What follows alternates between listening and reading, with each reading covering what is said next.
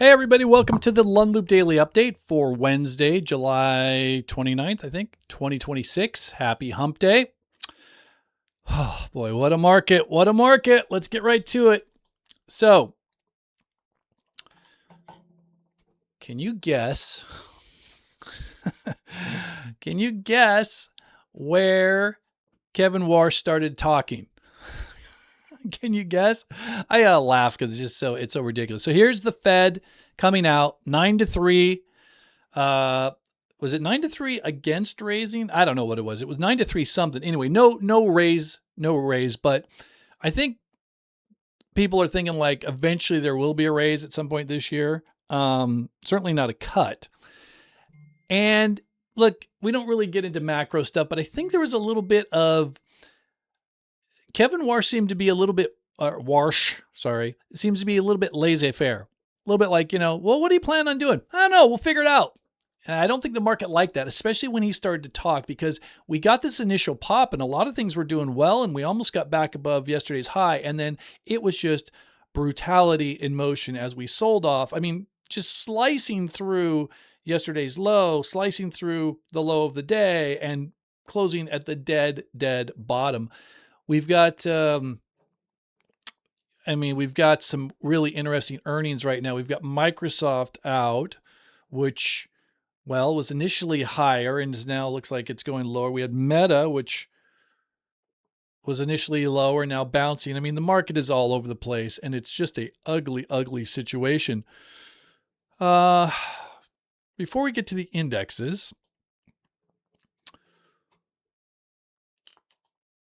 so look, I'm very, very cognizant of the pain that a lot of people are in right now. It's not funny. It's not something to make light of. Sometimes we do jokes and stuff because either you laugh or you cry, right? I feel really good that in the beginning of July, I said, I'm taking a big paycheck. I'm taking money out of the market. I suggested that members of the Lund Loop do that. That doesn't mean your long-term accounts don't get hit. My long-term accounts are getting hit. That's what happens, right? When markets go down. But my trading account's fine. It's fine. I just sit there, watch it like, it's not doing anything because there's no stocks in there.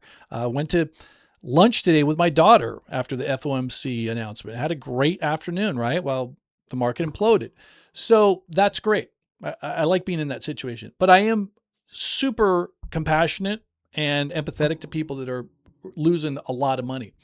So what I'm going to say right now is going to sound crappy, but there's just no way around it, because the best analogy I can give, as I keep building up to it instead of saying it, the best analogy I can give is if you have kids, all right? If you're a parent, you have kids and you love your kids so much and you only want the best for your kids and you want them to avoid unnecessary pain.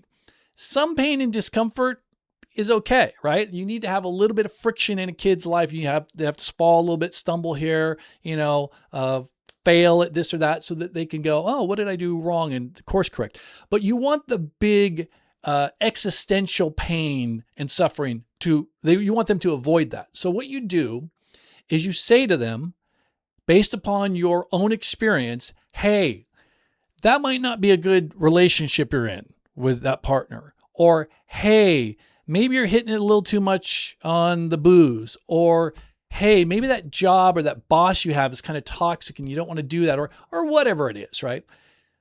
The problem is that most of the time you tell your kids that and they go, yeah, okay, dad, okay, old man. Well, my kids don't say that to me.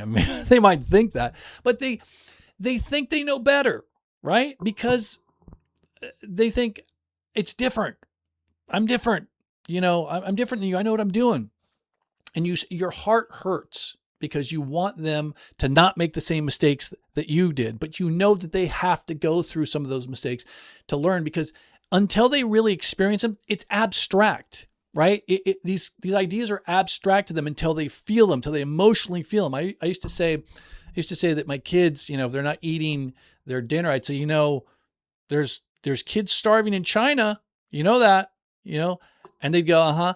But guess what? That doesn't make the broccoli taste any better. It's an abstract concept, right? So you try to help them avoid all the mistakes.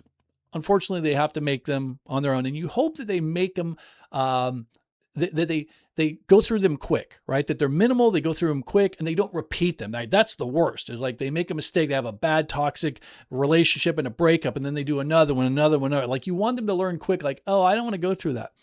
That's kind of where we're at in the market right now. People are in pain right at this moment, and they want the pain to end.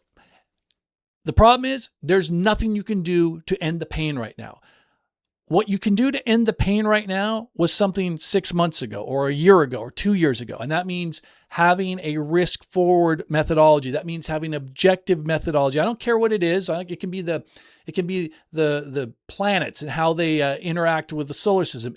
I don't care. For me, it's technical analysis. But whatever you are in has to be objective, has to tell you this is the time to get out. This is the time to go to cash. This is time to take my winnings. This is time to stop my losses. It's too late right now to do that. It's too late, but the second best time to do that is now, right? It's that plant a tree 20 years ago. You didn't plant it now. So if you're out there, you're listening to this, you've lost a lot of money. I feel bad for you. There's nothing really to do right now except take a look at your methodology or lack of methodology. Take a look at who you've been listening to, right? Who you've been following, and figure out what went wrong. And usually it's that you just didn't have a methodology. You didn't know why you were in something. So how would you know when to get out, right? We talked about this yesterday about the guy that blew up his $27 million account. Go back and look at that video. I think there's a lot of things that might ring bells, but it's never too late to start. If you still have money, if you're not blown up and you're not out of the market for good, which why would you be, especially if you're young, start today.